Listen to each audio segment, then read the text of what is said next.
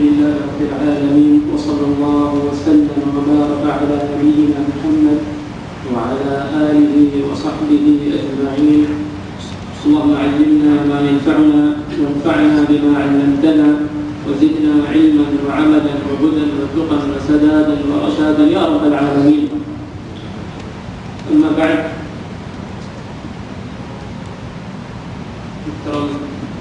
بھائیوں، بزرگوں، دوستوں، اللہ شریک کا ہمارے احسان ہے کہ ہم اس مسجد میں ذکر کی ایک مجلس میں اکٹھے ہوئے ہیں، اور یہ ذکر کی مجالس ہیں جن کو فرشتے گھیر لیتے ہیں، اور جن مجالس پہ اللہ وحدہ شریک کی رحمات اور برکات کا نزول ہوتا ہے.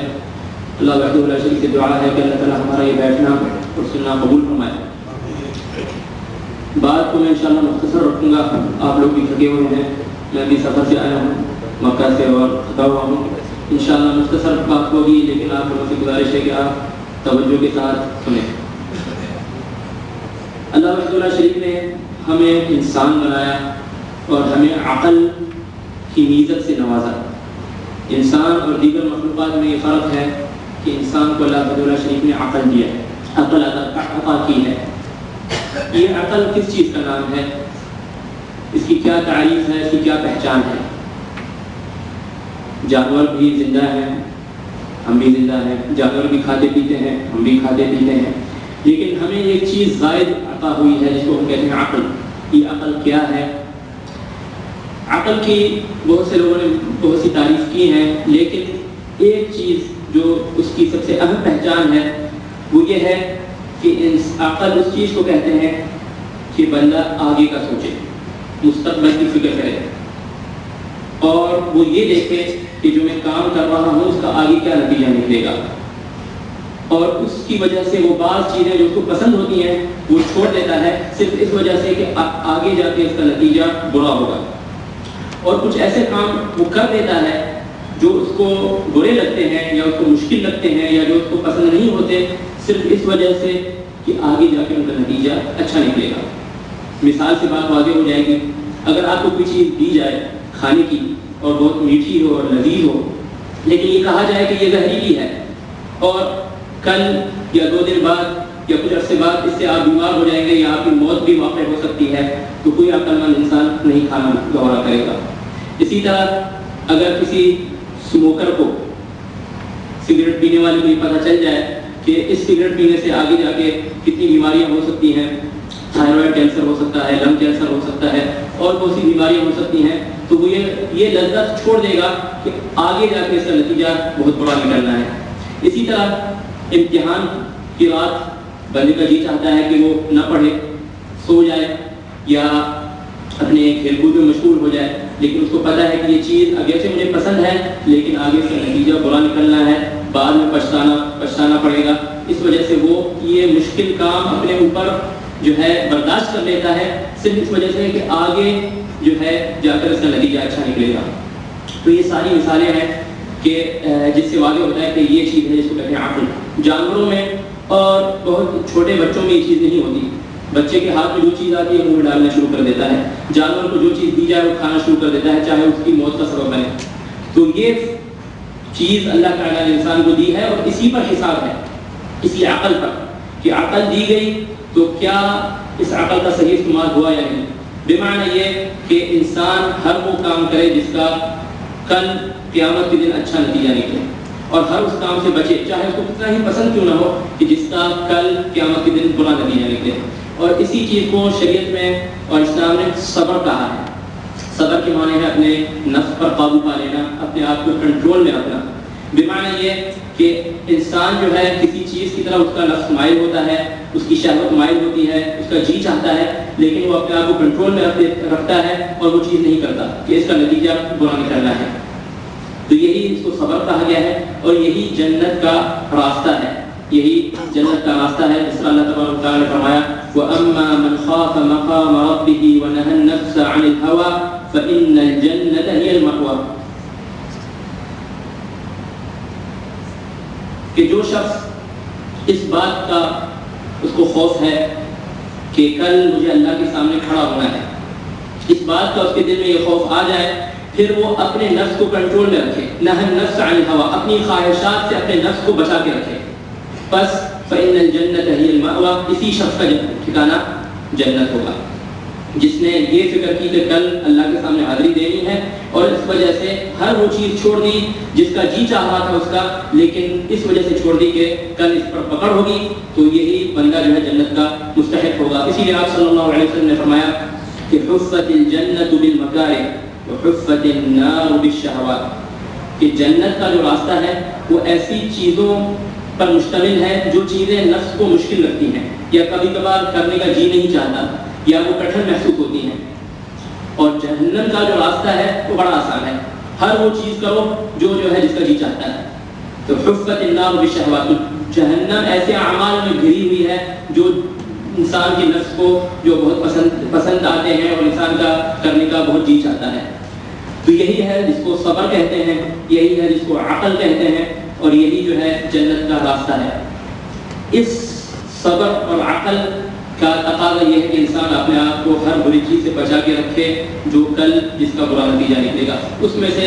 صرف دو چیزوں پر انشاءاللہ بات ہوگی۔ پہلی چیز، انسان اپنی نظروں کو بچا کے رکھے، انسان اپنی نظروں کو بچا کے رکھے، اور اس لیے اللہ تعالیٰ نے اس کا قرآن میں خاص حکم دیا ہے کہ کل للمؤمنین یغضوا من ابصارهم ويحفظوا فروجهم ذلك ازکى لهم، کہ مومنین سے کہہ دیجیے کہ وہ اپنی نظروں کو نیچے رکھیں، اپنی نظروں کو نیچا رکھیں، اپنی نظروں کو بچا کے رکھیں، اپنی نظروں کو بری چیزوں کی طرف نہ اٹھائیں، اور وَيَحْفَظُوا فُرُوجَهُمْ، اور اپنی شرمگاہوں کی بھی حفاظت کریں۔ تو نظر کو، اپنی آنکھوں کو بچا کے رکھنا کہ وہ آنکھیں کسی بری چیز کی طرف نہ بڑھیں، کسی بری چیز کو نہ دیکھیں، یہ عقل کا تقاضا ہے کہ بری چیزوں کو دیکھنا یہ مستقبل میں جو ہے بہت ہی اس کے برے اثرات اور نتائج ہیں۔ آئیے ہم ان کچھ جو اپنی نظروں کو بچا کے رکھنے کے جو فوائد ہیں اور اس کو نہ بچا کے رکھنے کے جو برے نتائج ہیں ان کی طرف جو ہے ان پر ذرا روشنی ڈالتے ہیں۔ پہلی چیز یہ ہے کہ یہ انسان کی عقل مندی کی نشانی ہے کہ وہ اپنی نظروں کو بچا کے رکھتا ہے، اور یہ اس بات کی نشانی ہے کہ اس کو اپنے نفس پر قابو ہے۔ جو اپنی نظروں کو نہیں بچاتا گویا اس کو اپنے نفس پر قابو نہیں، اس کو صبر نہیں، اور جس کو صبر نہیں وہ جنت میں جانے کا مستحق نہیں، کیونکہ جنت میں وہی لوگ جائیں گے جو صبر والے ہوں گے۔ جس طرح کہ قرآن میں اللہ تعالیٰ نے بیان فرمایا ہے کہ جب فرشتے جنتیوں کو خوش آمدید کہیں گے تو وہ یہی کہیں گے کہ سلام علیکم بما صبرتم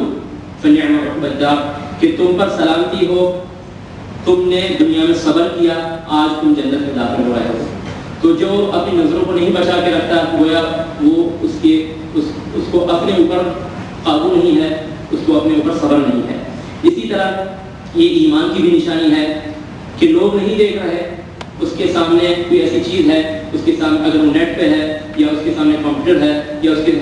کے پاس جو ہے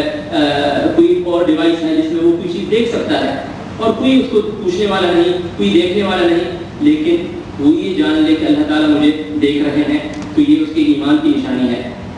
اور یہ جو ہے اس کا اللہ تعالیٰ اس کو بڑھا چڑھا کے جو ہے اس کو قیامت کے دن اجر دیں گے۔ اور سب سے اہم چیز یہ بھی کہ انسان کی جو سینسز اس میں سب سے زیادہ جس چیز سے بندہ جو ہے، جس سے انفارمیشن کا جو ہے بندے کے عقل میں انپٹ ہوتا ہے، وہ ہے بندے کی نظر اور بندے کی سنائی، سننا اور دیکھنا،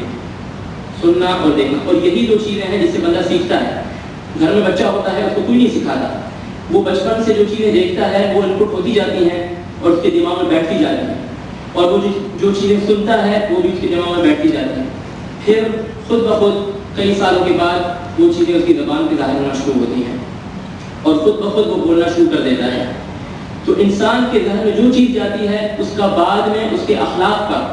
اس کے بولنے پر، اس کے اٹھنے بیٹھنے پر نتیجہ ضرور نکلنا ہے۔ تو جو شخص اپنی نظروں کو جو ہے بری چیزوں کی طرف بڑھاتا ہے، برے مناظر کی طرف بڑھاتا ہے، ایسی چیزوں کی طرف دیکھتا ہے جو شرعاً جائز نہیں ہے، تو یہ چیزیں وہ یہ نہ سمجھے کہ دیکھ لی اور اس کے بعد بھلا دی جائے گی، نہیں، یہ ذہن میں بیٹھ جائے گی اور اندر جو ہے اس کا امپرنٹ بیٹھ جائے گا، اور پھر ایک وقت ایسا آئے گا کہ لاشعوری طور پر اس کے اخلاق پر، اس کے بولنے پر، اس کے جو ہے اٹھنے بیٹھنے پر یہ چیزیں ظاہر ہوں گی اور اس کو پتہ بھی نہیں چلے گا۔ جیسا آپ دیکھتے ہیں کہ کوئی شخص ہوتا ہے، پتہ نہیں چلتا لیکن چونکہ یہ چیز اس نے بار بار دیکھی ہوتی ہے تو وہ خود بخود اس کے کردار پر ظاہر ہوتی ہے. تو جو شخص بری چیزوں کی طرف دیکھتا ہے کل جا کے اس کا کردار ضرور بگڑنا ہے، چاہے یا نہ چاہے، پسند کرے یا نہ کرے، وہ چیزیں خود بخود اس کے کردار پر ظاہر ہوں گی. لہذا اپنے کردار کو محفوظ رکھنے کے لیے یہ ضروری ہے کہ بندہ اپنی نظروں کو بری چیزوں سے، برے مناظر سے جو ہے بچا کے رکھے. اسی طرح یہ برے مناظر اگرچہ ان کو دیکھنے میں کچھ لذت ہوتی ہے وقتی طور پر، لیکن آگے جا کر یہ انسان کے دل کو غم میں مبتلا کر دیتے ہیں اور انسان کے دل کو پریشانی میں مبتلا کر دیتے ہیں، اور اس سے کبھی تو خوشی نہیں حاصل ہوتی بلکہ یہ چیزیں ایک نشے کی طرح ہو جاتی ہیں. وہ بندہ ان بری چیزوں کا ایڈکٹ ہو جاتا ہے، جب تک بار بار نہیں دیکھتا اس کو چین نہیں آتا اور اس کی زندگی ایک عجیب عذاب بن جاتی ہے. اسی لیے جو ہے انسان کے دل کا حقیقی چین وہ اس بات میں ہے کہ وہ اللہ تعالیٰ کا ذکر کرے. جس طرح اللہ تبارک و تعالیٰ نے ارشاد فرمایا الا بذکر اللہ تطمئن القلوب، کہ خبردار دلوں کو اگر سکون ملتا ہے تو اللہ کے ذکر سے ملتا ہے. حرام چیز میں کبھی جو ہے انسان کو چین نہیں مل سکتا. اسی طرح ان برے جو ہے مناظر کو دیکھنا سے، ان برے مناظر کو دیکھنا اس کے جو ہے اس کی مفاسد میں سے اور اس کے انجام میں سے یہ بھی ہے کہ یہ انسان کے دل کو اللہ کی طاعت، اللہ کی فرما برداری سے پھیر دیتے ہیں. کہ انسان جب بھی گناہ کرتا ہے، جس طرح احادیث میں آیا ہے، تو اس کے دل پر کالا جو ہے ایک داغ لگا دیا جاتا ہے. انسان اگر وہ گناہ کرتا چلا جاتا ہے تو کالے داغ لگا دیے جاتے ہیں، لگتے چلے جاتے ہیں، یہاں تک کہ پورا اس کا دل کالا ہو جاتا ہے. اور پھر وہ ایک کندرے ہوئے گلاس کی طرح ہو جاتا ہے کہ جس کے اندر نہ کوئی چیز جا سکتی ہے نہ نکل سکتی ہے. پھر وہ دل جو ہے اس میں کوئی نہ خیر کی بات جا سکتی ہے نہ نکل سکتی ہے. یعنی اگر گناہوں کی اتنی کثرت ہو جائے تو دل پر جو ہے ایک لیئر چڑھ جاتی ہے گناہوں کی، جس کے بعد وہ بندہ جو ہے خیر سے بالکل ہٹا دیا جاتا ہے. نہ اس شخص سے کوئی خیر کی توقع کی جا سکتی ہے، نہ وہ خیر کی طرف آگے بڑھ سکتا ہے. تو یہ جو ہے یہ ان گناہوں میں سے ہے نظروں کا، بری چیزوں کی طرف دیکھنا کہ جس کی طرف لوگ توجہ نہیں کرتے یا لوگ اس کو معمولی سمجھتے ہیں، لیکن یہ جو ہے پائل اپ ہوتی جاتی ہے، چیز دل پر جمع ہوتی جاتی ہے، یہاں تک کہ دل جو ہے اللہ تبارک و تعالیٰ کی فرمانبرداری اور اس کے دین سے پھیر دیا جاتا ہے. اللہ تعالیٰ ہمیں اور آپ کو محفوظ رکھے. اسی طرح بری چیزوں کی طرف دیکھنے کو آپ صلی اللہ علیہ وسلم نے آنکھوں کا زنا کہا ہے. آپ صلی اللہ علیہ وسلم کا ارشاد ہے کہ العینان تزنیان والزنا هما النظر، کہ آنکھیں بھی زنا کرتی ہیں. یہ آنکھوں کا زنا ہے، یعنی یہ کوئی معمولی چیز نہیں ہے بلکہ یہ ایک خطرناک اور بھیانک چیز ہے کہ آنکھ بندہ ایسی چیز کی طرف اٹھائے جو اس کے لیے دیکھنا جائز نہیں، تو گویا وہ اپنی آنکھوں کے ساتھ زنا کر رہا ہے. تو یہ بڑی خطرناک چیز ہے. اسی طرح اپنے آپ کو، اپنی نظروں کو محفوظ رکھنے کا جو ہے دنیا ہی میں اللہ تعالیٰ اس کو اچھا صلہ دیتے ہیں. اگر آپ کوئی چیز للہ، اللہ کے ڈر سے چھوڑ دیں تو اللہ تعالیٰ آپ کو اس کا بہتر نعم البدل، بہتر الٹرنیٹیو، بہتر اس کا جو ہے آپ کو بدل عطا کریں گے. اور یہ آپ صلی اللہ علیہ وسلم نے فرمایا کہ انک لن تدع شیئا اتقاء اللہ الا اعطاک اللہ خیرا منہ، کہ تم کوئی چیز للہ نہیں چھوڑو گے الا یہ کہ اگر تم کوئی بھی چیز اللہ تعالیٰ کے ڈر سے چھوڑ دو گے تو اللہ تعالیٰ آپ محفوظ رکھ لیں. اللہ تعالیٰ جائز لذتیں آپ کو دنیا میں عطا کرے گا، اور دنیا میں بھی اور آخرت میں بھی. تو جو یہ چاہتا ہو کہ دنیا میں اس کو جائز لذتیں عطا ہو اور اچھی لذتیں عطا ہو اور پاک لذتیں عطا ہو، تو وہ اپنے نظروں کو اور اپنے آپ کو حرام لذتوں سے بچائے. اللہ تعالیٰ اس کو اس سے بہتر، اس سے زیادہ لذت والی لذتیں عطا کریں گے. اسی طرح برے مناظر کی طرف دیکھنا، بری چیزوں کی طرف دیکھنے کا انسان کے ذہن پر برا اثر اس طرح بھی ہوتا ہے کہ انسان کا جو ہے انسان کی سمجھ کم ہو جاتی ہے اور انسان کا حافظہ بھی بہت کمزور ہو جاتا ہے، اور وہ جو ہے وہ اپنی پڑھائی پہ بھی توجہ نہیں دے سکتا، اور جو چیزیں یاد کرنا چاہتا ہے وہ بھی یاد نہیں ہوتی. کیونکہ جب ایک چیز کے اندر بری چیز بھر دی جائے اور وہ مناظر جو ہے اندر پائل اپ ہوتے جائیں تو اچھی چیز کی جگہ جو ہے پھر مشکل سے بچتی ہے، یا پھر وہ اچھی چیز کی جگہ تو ہوتی ہے لیکن برائی کا اثر اس پہ اتنا ہوتا ہے کہ وہ چیز جو ہے اس کے اندر کوئی اچھی بات ٹھہرتی نہیں ذہن میں. اسی لیے بعض علماء نے جو ہے یہ ایک شعر کہے ہیں، فرماتے ہیں کہ شکوت الى وقیع سوء حفظی فارشدنی الى ترک المعاصی وقال علم بان العلم نور ونور اللہ لا يعطى لعاصی، کہ فرماتے ہیں کہ میں نے اپنے استاد سے شکایت کی کہ میرا حافظہ کمزور ہے، چیزیں یاد نہیں رہتی، پڑھتا ہوں بھول جاتی ہیں. تو کہتے ہیں میرے استاد نے مجھے کہا کہ یاد رکھو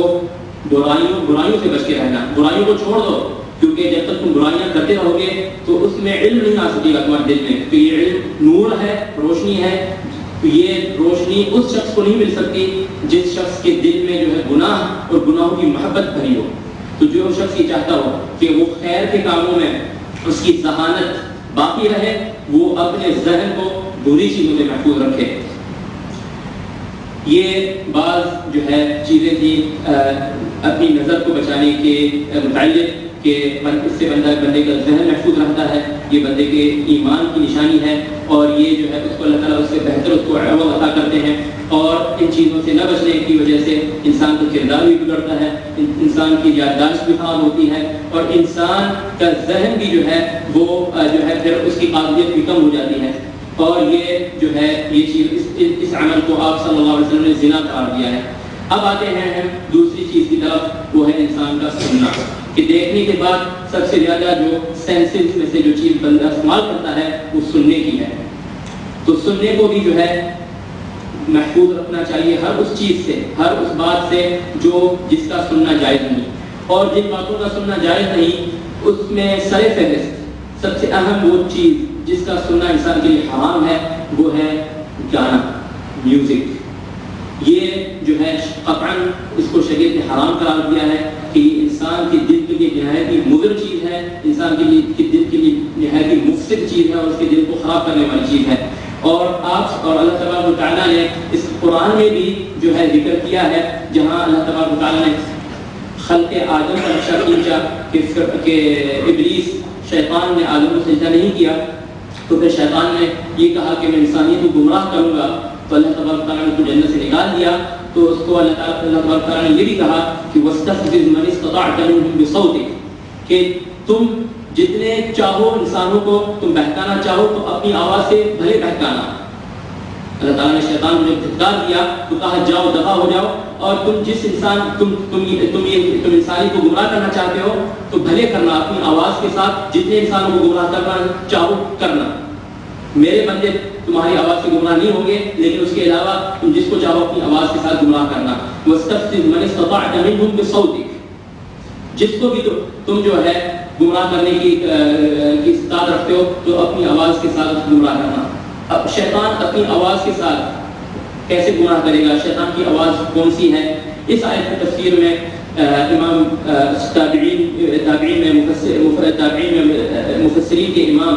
مجاہد رحمہ اللہ، جنہوں نے قرآن کو کئی بار، حضرت عبداللہ بن عباس رضی اللہ عنہ، حضرت عبداللہ بن عباس رضی اللہ عنہ وہ صحابی ہیں جن کے لیے آپ صلی اللہ علیہ وسلم نے خاص دعا فرمائی تھی کہ ان کو قرآن کی تفسیر اللہ تعالیٰ ان کو سمجھائیں. عبداللہ بن عباس کے یہ شاگرد خاص میں مجاہد تھے. انہوں نے کئی دفعہ قرآن حضرت عبداللہ بن عباس کے پاس پڑھا شروع سے آخر تک، اور ایک ایک آیت کا معنی ان سے پوچھا. اس میں حضرت مجاہد اس آیت کی تفسیر میں فرماتے ہیں کہ شیطان کی آواز سے مراد ہے میوزک، گانا. اللہ تبارک تعالیٰ نے شیطان کو کہا کہ اپنی آواز کے ساتھ تم جس کو گمراہ کرنا چاہو تو کرنا، تو شیطان کی آواز سے مراد ہے میوزک. کہ اس سے جو ہے شیطان کا بہت بڑا جو ہے وار ہوتا ہے انسان پر، اور انسان کو گمراہ کرنے کی سازش ہوتی ہے. اسی طرح سورۃ لقمان میں جہاں اللہ تبارک تعالیٰ نے فرمایا کہ وَمِنَ النَّاسِ مَن يَشْتَرِي لَهْوَ الْحَدِيثِ لِيُضِلَّ عَن سَبِيلِ اللَّهِ بِغَيْرِ عِلْمٍ، کہ انسانوں میں سے بعض لوگ ایسے ہیں جو لغو بات یعنی بھٹکا دینے والی باتوں کا سودا کرتے ہیں، بھٹکا دینے والی باتوں کو خریدتے ہیں تاکہ وہ گمراہ کریں خود کو بھی دوسروں کو بھی. تو یہ بھٹکا دینے والی باتیں کیا ہیں؟ اللہ تعالیٰ نے فرمایا کہ اولئک لہم عذاب مہین، کہ ایسے لوگوں کے لیے دردناک عذاب ہے، رسوا کن عذاب ہے، کہ جو بھٹکا دینے والی باتوں کو پسند کرتے ہیں، ان کا سودا کرتے ہیں، ان کو خریدتے ہیں. یہ بھٹکا دینے والی باتیں کیا ہیں؟ اس کی تفسیر میں حضرت عبداللہ بن مسعود رضی اللہ تعالیٰ عنہ قسم کھا کے فرماتے ہیں کہ یہ جو یہ اس آیت سے مراد ہے میوزک، گانا. اور حضرت عبداللہ بن عباس بھی آیت کی تفسیر میں یہی فرماتے ہیں، اور دیگر تابعین حضرت اکرمہ، سعید بن جبیر اور مجاہد وغیرہ بھی فرماتے ہیں کہ بھٹکا دینے والی باتیں جس کا انسان سودا کرتا ہے، جو اس کے عذاب کا سبب بنتی ہیں، وہ ہے میوزک. تو انسان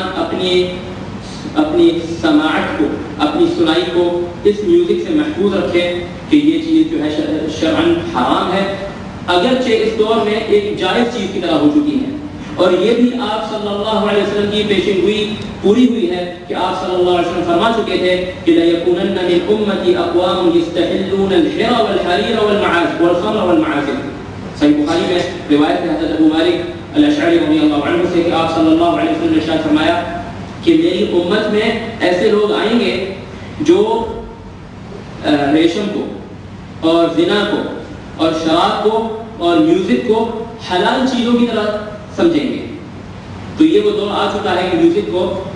بالکل حلال سمجھا جاتا ہے اور بالکل ایک جائز چیز سمجھی جاتی ہے، اور یہ آپ صلی اللہ علیہ وسلم کی پیشن گوئی کہ ایک وقت ایسا آئے گا کہ لوگ اس کو حلال سمجھیں گے جبکہ یہ ہے حرام۔ اور یہ میوزک جو ہے دل کے لیے نہایت ہی خطرناک ہے کہ دل انسان کا ایک ہی ہے، ایک دل ہے، ایک ہی، صحیح ہے۔ اب اس ایک دل میں یعنی دو اپوزٹ چیزوں کی محبت اکٹھی نہیں ہو سکتی، صحیح ہے۔ ایک ہی دل ہے، اس میں یا تو خیر کی محبت ہوگی یا شر کی محبت ہوگی۔ خیر کی محبت میں جو کلام، جو باتیں اچھی ہیں، اس میں سے سب سے اچھی باتیں کیا ہیں؟ اللہ کا کلام ہے، نبی پاک صلی اللہ علیہ وسلم کی احادیث ہیں اور اللہ کا ذکر ہے، یہ اچھی بات ہے۔ اور بری باتوں میں سب سے بری بات کیا؟ بری باتیں جو انسان سن سکتا ہے وہ ہے میوزک اور گانے۔ یہ دونوں بالکل ایکسٹریمز پر ہیں، دونوں بالکل اپوزٹ پولز پر ہیں، یہ کبھی ایک انسان کے دل میں اکٹھی نہیں ہو سکتی۔ اگر کچھ وقت تک ہوئی تو ان کا مال کا چلتا رہے گا یہاں تک کہ ایک چیز دوسرے پر غالب آ جائے گی اور دوسرے کو دل سے نکال جائے گی۔ تو یہ جن لوگوں کو یہ نشہ پڑ جاتا ہے کہ وہ گانے سنتے ہیں، ان کے دل میں پھر اللہ تعالیٰ کے ذکر کی محبت نہیں رہتی، ان کی زبانوں پر اللہ تعالیٰ کا ذکر جاری نہیں رہتا، اور جب اللہ تعالیٰ کا ذکر زبانوں پر جاری نہیں رہتا ان کے دل مطمئن نہیں ہوتے، کیونکہ دلوں کا اطمینان جس اللہ تعالیٰ نے فرمایا الا بذکر اللہ تطمئن القلوب، کہ دلوں کا اطمینان اللہ کے ذکر سے ہی ہو سکتا ہے۔ تو جس دل میں میوزک کی محبت ہوتی ہے پھر اس کے دل میں اللہ کا ذکر کی محبت نہیں رہتی، اور جو اللہ کے کلام کی اس کے دل میں محبت نہیں رہتی۔ یہ وہ کلام کہ جو ہے اللہ تعالیٰ نے انسان کی ہدایت کے لیے نازل کیا اور اس کو نور بنایا اور روشنی بنایا، انسان کے دلوں کے انسان کے دل کے مرض کا علاج بنایا۔ تو یہ قرآن جو انسان کی دنیا اور آخرت کی خیریت کا سبب ہے، پھر اس سے بندہ دور کر دیا جاتا ہے اور اس کے دل میں قرآن کی طرف محبت باقی نہیں رہتی۔ اسی طرح یہ میوزک جو ہے برائی کی طرف انسان کو آگے لے جاتا ہے کہ یہ جو ہے شیطان کا کلام ہے، اور شیطان اس کلام کے ذریعے انسان کو دھیرے دھیرے ایک برائی سے دوسری برائی کی طرف لے جاتا ہے، اور اکثر میوزک میں برائی اور برائی کے کاموں کی ہی دعوت دی جاتی ہے، اور یہ جو ہے انسان کے دل میں منافقت کو جنم دیتا ہے۔ حضرت عبداللہ بن مسعود رضی اللہ عنہ فرماتے ہیں کہ الغناء یثبت النفاق فی القلب، کہ میوزک جو ہے یہ دل میں منافقت کو جنم دیتا ہے، دل میں سے ایمان اٹھتا جاتا ہے، دل میں ایمان کمزور ہوتا چلا جاتا ہے اور منافقت اس کی جگہ لینا شروع کر دیتی ہے۔ تو نہایت ہی خطرناک چیز ہے، یہ شیطانی کلام ہے، اور اس سے جو ہے انسان کو چاہیے کہ اپنے آپ کو محفوظ رکھے۔ اور پھر اس کا انسان کے جس طرح ہم نے پہلے بات ذکر کیا کہ انسان جو چیزیں دیکھتا ہے اس کا اثر اس کے کردار پر ضرور ظاہر ہوتا ہے۔ میوزک کا بھی برا اثر اس کے کردار پر لامحالہ ضرور ثابت ہوتا ہے، اور ظاہر سب کانشس میں بیٹھ جاتی ہیں، اور پھر وہ دھیرے دھیرے اس کے کردار پر ظاہر ہونا شروع ہوتی ہیں، اور اس کی زبان پر اور اس کے اٹھنے بیٹھنے پر اور اس کے بولنے کے انداز پر، اور اس کی زبان پر پھر اللہ کا ذکر جاری نہیں رہتا، جس سے یہ خطرہ ہوتا ہے کہ مرتے وقت اس کی زبان پر کلمہ جاری نہیں ہوتا۔ اور کتنے لوگ ہیں جن کو گانوں کا نشہ تھا، مرتے وقت ان کو کلمے کی تلقین کی گئی تو ان کی زبان پر وہی چیزیں آئیں جو ذہن میں بھری ہوئی تھی، وہی میوزک، وہی جو ہے جو جملے، وہی جو لائنز وہ بھری ہوئی تھی میوزک کی، وہی زبان پر آ رہی تھی، اور کلمہ جو ہے زبان پر جو ہے کلمہ پڑھنے کی اس کو توفیق نہیں ہو رہی تھی۔ تو یہ نہایت ہی جو ہے خطرناک نتیجہ ہے اس میوزک کو سننے کا۔ تو خلاصہ کلام یہ کہ بندہ اپنے کانوں کو اور اپنی آنکھوں کو ہر اس چیز سے بچائے جو اللہ تعالیٰ نے جس کا دیکھنا اور سننا اس پر حرام کیا ہے، کہ یہ نعمت کانوں کی اور آنکھوں کی بہت عظیم نعمت ہے، اور یہ اللہ تعالیٰ نے ہمیں دی ہے تو ہم اس کا شکر ادا کریں۔ شکر ادا کرنے کی سب سے اہم بات یہ ہے کہ ہم اس کو جائز کاموں میں اس کا استعمال کریں، غلط کاموں میں ان چیزوں کا غلط کاموں میں استعمال نہ کریں، اور شاید ایسا نہ ہو کہ اللہ تعالیٰ یہ نعمتیں ہم سے چھین لیں۔ بعض بزرگوں کا کے بارے میں آتا ہے کہ ان کی عمر نہایت عمر رسیدہ ہو چکے تھے، بہت بڑی عمر پا چکے تھے، لیکن ان کی آنکھیں اور کان بالکل ٹھیک تھے۔ ان سے پوچھا گیا کہ حضرت آپ اتنے بوڑھے ہو چکے ہیں، آپ کی کان اور آنکھیں بالکل ٹھیک ہیں، اس کی کیا وجہ ہے؟ تو انہوں نے بہت ایک حکمت کی بات کی اور کہا کہ بچپن میں ہم نے ان کی حفاظت کی برائی سے، کانوں کی اور آنکھوں کی، بچپن میں ہم نے ان کی حفاظت کی، اور تو اس کا نتیجہ یہ نکلا کہ اللہ تعالیٰ نے ہمیں یہ صلہ دیا کہ بڑھاپے میں اللہ تعالیٰ ہمارے کانوں اور آنکھوں کی حفاظت فرما رہا ہے۔ تو بندہ جیسا کرتا ہے ویسا ہی بھرتا ہے۔ جو اپنے کانوں کی اور آنکھوں کی حفاظت کرے گا برائی سے، اللہ تعالیٰ انشاءاللہ اس کے کانوں اور اس کی سنائی اور بینائی کی حفاظت فرمائیں گے۔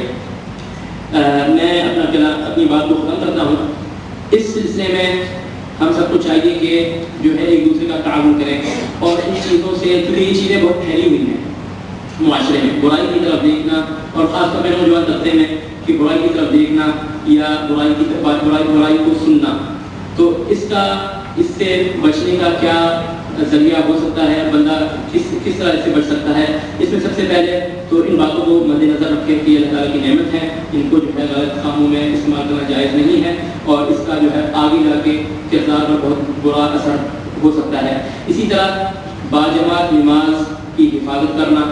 یہ بہت اہم سبب ہے برائی سے بچنے کا۔ اس میں اللہ تعالیٰ نے فرمایا ان الصلاۃ تنہی عن الفحشاء والمنکر، کہ نماز بے شک انسان کو برائی اور فحاشی سے بچا کے رکھتی ہے۔ باجماعت نماز کا اہتمام کرنا، اور اسی طرح اچھی صحبت اپنانا، ایسی صحبت سے بچنا جو برائی کی طرف لے جائے، ایسے لوگوں کے ساتھ، ایسے دوستوں کے ساتھ سے بچنا جو سگریٹ نوشی کرتے ہوں، جو گانے سنتے ہوں، جو برائی کی طرف دیکھتے ہوں، جو بری ویب سائٹس کی طرف جانا اور ان کی طرف پہنچنے کا طریقہ جانتے ہوں، اور بلاک سائٹس کو بھی پار کرنے کا طریقہ جانتے ہوں، ایسے لوگوں سے بچنا، بالکل دور رہنا، کہ یہ بری صحبت انسان کو اپنی طرف کھینچ لیتی ہے۔ اور اسی لیے آپ صلی اللہ علیہ وسلم نے ارشاد فرمایا تھا کہ المرء علی دین خلیلہ فلینظر احدکم من یخالل، کہ بندہ اپنے دوست کے دین پر ہوتا ہے، بس دیکھ لو کس کو اپنا دوست بناتے ہو، جیسا تمہارا دوست ہوگا وہ بھی تمہیں اپنی طرف کھینچ لے گا۔ تو بری صحبت سے بچنا اور نیک صحبت کو اپنانا، کہ یہ نیک صحبت باذن اللہ دنیا میں بھی کام آتی ہے اور آخرت میں بھی کام آئے گی۔ اس دن قیامت کے دن جب باپ بیٹے سے بھاگے گا، بھائی سے بھاگے گا، بیوی شوہر سے بھاگے گی، شوہر بیوی سے بھاگے گا، اس دن دوست وہ کام آئیں گے۔ اللہ تبارک تعالیٰ نے فرمایا الاخلاء یومئذ بعضهم لبعض عدو الا المتقین، کہ قیامت کے دن سارے دوست ایک دوسرے کے دشمن بن جائیں گے سوائے نیک لوگوں کے، جن کی محبت، جن کی دوستی، جن کا اٹھنا بیٹھنا للہ فی اللہ تھا، وہ قیامت کے دن بھی اکٹھے رہیں گے۔ تو یہ بہت عظیم چیز ہے کہ بندہ نیک صحبت کو اپنائے، دوست کو اپناتے ہوئے یہ دیکھ لیں کہ اس کا کردار کیسا ہے، نمازی ہے کہ نہیں ہے، بری چیزوں کی طرف تو نہیں دیکھتا، برے کام تو نہیں کرتا۔ یہ نہ دیکھیں کہ اس کا شوق، میرا شوق کرکٹ کا ہے، اس کا فٹ بال کا ہے، نہیں یہ اچھا دوست نہیں ہے، شوق ایک جیسا ہونا چاہیے، مجھے فلاں گیم پسند ہے اس کو پسند نہیں ہے، یہ اچھا نہیں ہے۔ یہ دیکھیں کہ کیا وہ دیندار ہے یا نہیں، اس کے اخلاق اچھے ہیں یا نہیں۔ اگر ایسی صحبت اپنائے گا انشاءاللہ دنیا میں بھی کام دے گی اور انشاءاللہ آخرت میں بھی کام دے گی۔ آخر میں اگر بندہ یہ کام کر لے، اچھی صحبت اپنا لے اور اپنی نمازوں کی پابندی اختیار کر لے، تو انشاءاللہ اس کا حشر اللہ تعالیٰ کے عرش کے سائے تلے ہوگا۔ اس دن جب سورج بہت ہی قریب ہوگا اور لوگ اپنے پسینے میں ڈوبے ہوئے ہوں گے، قیامت کے دن بعض لوگ خوش قسمت ایسے ہوں گے جن کا حشر اللہ تعالیٰ کے عرش کے سائے تلے ہوگا، اور ان میں آپ نوجوانوں کا خاص ذکر ہے۔ اور یہ اسی حدیث پر میں اپنی باتیں اختتام کرتا ہوں۔ آپ صلی اللہ علیہ وسلم نے ارشاد فرمایا، صحیح بخاری اور مسلم میں حضرت ابو ہریرہ رضی اللہ تعالیٰ عنہ سے روایت ہے کہ آپ صلی اللہ علیہ وسلم نے ارشاد فرمایا، سبعۃ یظلهم اللہ فی ظلہ یوم لا ظل الا ظلہ،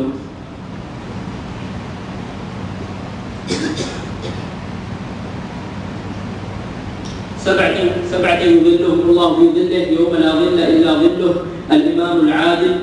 وشاب نشأ في عبادة ربه، ورجل قلبه معلق بالمساجد، ورجلان تحابا في الله اجتمعا عليه وتفرقا عليه، ورجل طلبته امرأة ذات منصب وجمال فقال إني أخاف الله، ورجل تصدق أخفى حتى لا تعلم شماله ما تنفق يمينه، ورجل ذكر الله خاليا ففاضت عيناه۔ آپ صلی اللہ علیہ وسلم نے ارشاد فرمایا کہ 7 لوگ ایسے ہوں گے جن کو اللہ تعالیٰ کے عرش کا سایہ قیامت میں نصیب ہوگا۔ سب سے پہلا شخص وہ کہ جو نیک جو نیک عدل کرنے والا حکمران یا بادشاہ ہوگا اس کو اللہ تعالیٰ کے عرش کا سایہ نصیب ہوگا۔ نمبر 2، آپ لوگوں کا ذکر ہے اس میں، وہ نوجوان جس کی نوجوانی اللہ کی عبادت میں گزری، وہ نوجوان جس کی نوجوانی اللہ کی اطاعت اور فرمانبرداری اور نیکی کے کاموں میں گزری، وہ بھی اللہ تعالیٰ کے عرش کے سائے تلے ہوگا۔ اسی طرح وہ شخص، نمبر 3، وہ شخص جس کا دل مسجدوں میں اٹکا رہتا تھا، نماز پڑھ کے نکلے، پھر اذان ہوئی، پھر مسجد کی طرف کھینچے چلے آئے، پھر وہ جو ہے نماز پڑھنے کے بعد نکلے، پھر جو ہے نماز کا وقت آیا تو پھر مسجد کی طرف کھینچے چلے آئے، جس کا دل ہر وقت مسجد کی طرف جو ہے مسجد کی طرف لٹکا رہتا تھا، مسجد میں جو ہے اٹکا رہتا تھا، تو یہ شخص بھی اللہ تعالیٰ کے عرش کے سائے تلے ہوگا۔ اور اسی طرح وہ دو نوجوان، وہ دو شخص جن کی آپس میں دوستی محبت للہ تھی، اللہ کی خاطر تھی، چاہے وہ مختلف علاقوں سے ہو، چاہے ان کی زبانیں مختلف ہوں، لیکن ایک دوسرے سے محبت اس خاطر کی کہ یہ جو ہے نیکی میں میرا تعاون کرے گا، یہ نمازی ہے، اور جو ہے اس کی تو ایسی جن کی محبت ہوئی کہ ان کی جو ہے للہ اور اللہ کی خاطر اور دین کی خاطر جن دو شخصوں کے آپس میں محبت رہی، تو یہ ایسے دو شخص بھی قیامت کے دن اللہ تعالیٰ کے عرش کے سائے تلے ہوں گے۔ اور اسی طرح وہ شخص جس کو ایک نہایت ہی مالدار اور نہایت ہی خوبصورت عورت نے جو ہے اس کو برائی کی طرف دعوت دی، تو اس نے کہا کہ میں اللہ سے ڈرتا ہوں، اور وہ اس برائی سے بچا رہا۔ اسی طرح وہ شخص جس نے جو ہے صدقہ کیا اپنے دائیں ہاتھ سے اس طرح چھپا کے کہ اس کے بائیں ہاتھ کو بھی پتہ نہیں چلا کہ اس نے دائیں ہاتھ سے کیا صدقہ کیا ہے، یعنی لوگوں کو نہیں دکھایا بلکہ چھپا کے کیا، یہاں تک کہ بائیں ہاتھ کو پتہ نہیں چلا کہ دائیں ہاتھ میں کیا صدقہ کیا ہے۔ اور ساتواں وہ شخص جس نے تنہائی میں کبھی اللہ کا ذکر کیا تو اس کے جو ہے آنسو نکل آئے اور آنسو بہہ آئے، تو وہ بھی جو ہے قیامت کے دن اللہ تعالیٰ کے عرش کے سائے تلے ہوگا۔ اللہ تعالیٰ سے دعا ہے کہ اللہ تعالیٰ ہم سب کو اپنے عرش کے سائے تلے جمع کرے، آمین۔ وصلی اللہ وسلم وبارک علی نبینا محمد وعلی آلہ وصحبہ اجمعین والحمد للہ رب العالمین۔